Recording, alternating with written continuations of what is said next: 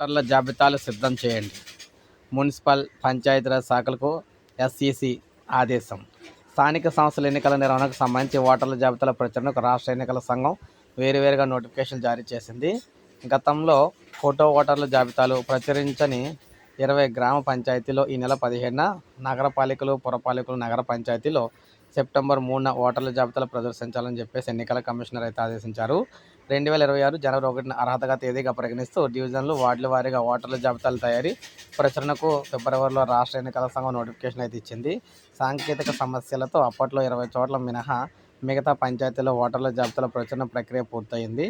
నగరపాలికలు, పురపాలికల్లో ఓటర్ల డివిజన్లు, అదేవిధంగా పంచాయతీల వార్డుల పునర్విభజన ప్రక్రియ నిర్వహిస్తున్నందున ఓటర్ల జాబితాల ప్రచురణకు గడువు కావాలని రాష్ట్ర పురపాలిక, పట్టణాభివృద్ధి శాఖల ఎన్నికల సంఘాన్ని అయితే అప్పట్లో కోరింది. ఇప్పుడైతే ఓకే అయిందనమాట.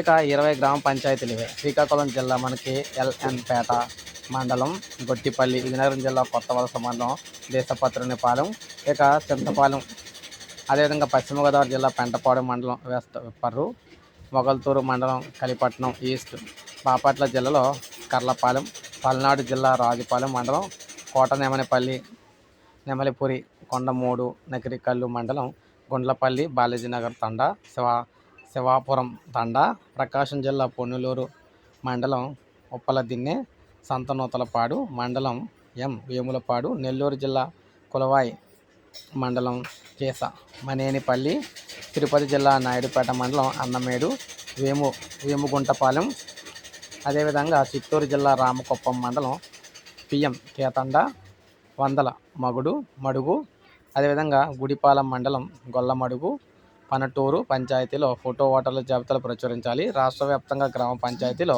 ఈ నెల 21-31 పోలింగ్ కేంద్రాలు జాబితాలు ప్రచురణ చేయాలని చెప్పారు. రాష్ట్రంలో 123 నగరపాలికలు, పురపాలికలు, నగర పంచాయతీలో మనకి దాదాపు 4000 డివిజన్లు, వార్డుల వారీగా ఫోటో ఓటర్ల జాబితాలు అయితే ప్రచురించాలి. వీటిలో 17 నగరపాలికలు, 8 పురపాలికలు, 18 నగర పంచాయతీలు ఉన్నాయి. కోర్టు కేసుల కారణంగా 2021లో 100 చోట్ల ఎన్నికలు జరిగాయి. ఈసారి అన్ని చోట్ల ఎన్నికల నిర్వహణకు అధికారులు ఏర్పాటు చేస్తున్నారు. సో చూసారు కదా, మొత్తం ఎన్నికల నిర్వహణకు సంబంధించి అక్కడ ఆదేశాలు అయితే వచ్చినాయి అనమాట. సో తొందరలోనే ఎన్నికలు అయితే జరగబోతున్నాయి. సో ఇది అప్డేట్. ఒక లైక్ చేయండి, సబ్స్క్రైబ్ చేసుకోండి, ఛానల్ సబ్స్క్రైబ్ చేసుకొని